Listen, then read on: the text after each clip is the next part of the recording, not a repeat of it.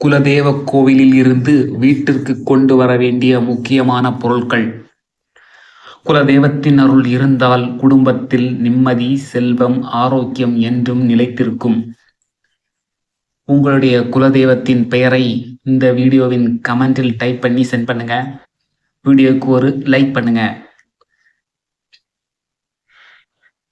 குலதெய்வ சக்தியை வீட்டிற்கு வரவழைப்பது எப்படி என்றால், குலதெய்வ வழிபாடு அனைவருக்கும் முக்கியமான ஒன்று. குலதெய்வத்தின் அருள் இருந்தால்தான் வீட்டில் உள்ள சுப நிகழ்ச்சிகள் தடையின்றி நடைபெறும்.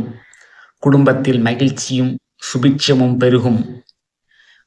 குலதெய்வத்தின் சக்தி வீட்டில் நிலைத்திருப்பது மிகவும் அவசியம். சொந்த ஊரில் இருப்பவர்களும் வேலை நிமித்தமாக வெளியூர்களுக்கு சென்று குலதெய்வத்தை அடிக்கடி தரிசிக்க முடியாதவர்களும் அவரவர் வசிக்கும் வீட்டிற்குள் குலதெய்வ சக்தியை அழைத்து குடியேற்றலாம். அதற்கு மஞ்சள், மண், சந்தனம், குங்குமம், விபூதி, சாம்பிராணி, அடுப்புக்கறி போன்றவற்றை சிறிதளவு எடுத்து அதை ஒரு சிவப்பு துணியில் வைத்து முடிச்சு போட்டு வீட்டின் வாசல் படி உட்புறம் நிலைவாசலின் மையத்தில் மேல் பகுதியில் ஆணி அடித்து மாட்டி வைக்க வேண்டும். பின்னர் தினமும் அதற்கு தூய தீபம் காட்டி வழிபட்டு வர வேண்டும்.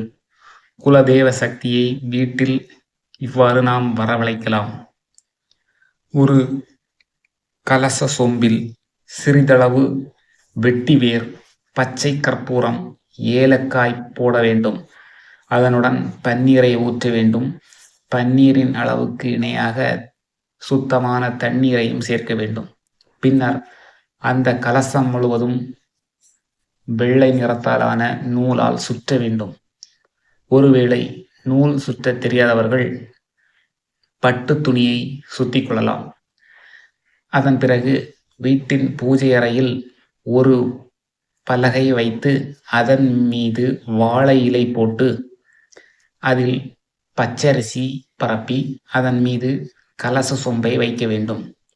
கலசத்தின் மீது வாழைப்பூவை நுனிப்பகுதி மேல் நோக்கி இருக்கும்படி வைக்க வேண்டும்.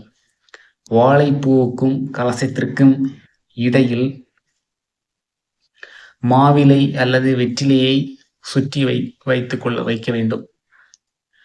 கலசத்திற்கு வில்வ இலை அல்லது ஊமத்தம் பூ கொண்டு தினமும் அர்ச்சனை செய்ய வேண்டும். கலசத்தின் மீது வைத்திருக்கும் வாழைப்பூ 3 நாட்கள் வரை கெடாமல் இருக்கும். ஆகவே 3 நாட்கள் தொடர்ந்து நாம் பூஜை செய்யலாம். பின்னர் அதை மாற்றி புதிய வாழைப்பூவை வைத்து நாம் தொடர்ந்து பூஜை செய்ய வேண்டும் என்றால் இவ்வாறு செய்யலாம். பூஜை முடிந்ததும் பச்சரிசியை சமையல் செய்தும் வாழைப்பூவை வடை செய்தும் அக்கம் பக்கத்து வீட்டில் உள்ளவர்களுக்கு கொடுக்க வேண்டும்.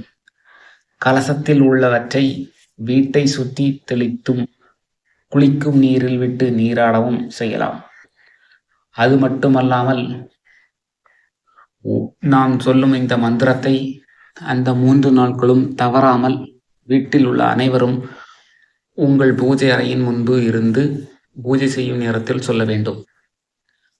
ஓம் பவாய நம, ஓம் சர்வாய நம, ஓம் ருத்ராய நம, ஓம் பசுபதே நம, ஓம் உக்கராய நம, ஓம் மகாதேவாய நம, ஓம் பீமாய நம, ஓம் ஈசாய நம என்ற மந்திரத்தை 108 முறை கண்களை மூடிக்கொண்டு குலதெய்வத்தை மனதில் நினைத்து செய்து பூஜை செய்து வந்தால், காலையிலும் மாலையிலும் செய்து வந்தால் குலதெய்வத்தின் அருள் முழுவதும் உங்களுக்கு கிடைக்கும்.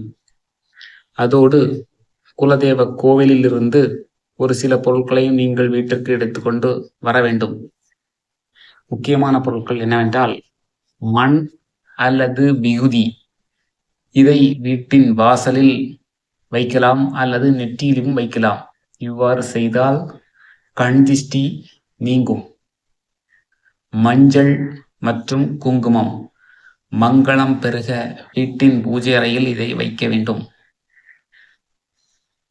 கோவிலில் உள்ள தீர்த்தம், வீடு முழுவதும் தீர்த்தத்தை தெளித்து வந்தால் வீட்டில் இருக்கும் எதிர்மறை ஆற்றல்கள் நீங்கி நல்ல சந்தோஷம், மகிழ்ச்சி உண்டாகும். சாமி உடுத்திய ஆடை, குலதெய்வத்திற்கு சாத்திய புடவை அல்லது வேஷ்டி துண்டு, அதை வீட்டில் பத்திரமாக நாம் மடித்து வைத்து வந்தால் குலதெய்வத்தின் அருள் எப்போதுமே நம் வீட்டை சுற்றி கொண்டிருக்கும். எலுமிச்சை பழம், இதற்கு நல்ல பவர் உண்டு. பூஜை வைக்கப்பட்ட எலுமிச்சை பழத்தை ஏதேனும் ஒன்றை வாங்கி அதை நம் வீட்டின் பூஜை அறையிலோ அல்லது பணம் வைத்திருக்கும் பெட்டியிலோ அதை வைத்து வந்தாலோ அல்லது நாம் தூங்கும் அறையில் வைத்து வந்தாலோ குலதெய்வத்தின் அருள் முழுவதும் நம் வீட்டிற்குள் இருக்கும். நம் வீட்டை சுற்றி ஒரு பாசிட்டிவ் வைப்ரேஷன் சுற்றி கொண்டே இருக்கும். குலதெய்வத்தின் அருள் இருந்தால்தான் குடும்பத்தில் ஆரோக்கியம், செல்வம், நிம்மதி என்றும் நிலைத்திருக்கும். யாருக்கெல்லாம் குலதெய்வத்தை பிடிக்குமோ உங்கள் குலதெய்வத்தின் பெயரை இந்த வீடியோவின் கமெண்டில் டைப் பண்ணி சென்ட் பண்ணுங்க. ஒரு லைக் பண்ணுங்க. நன்றி.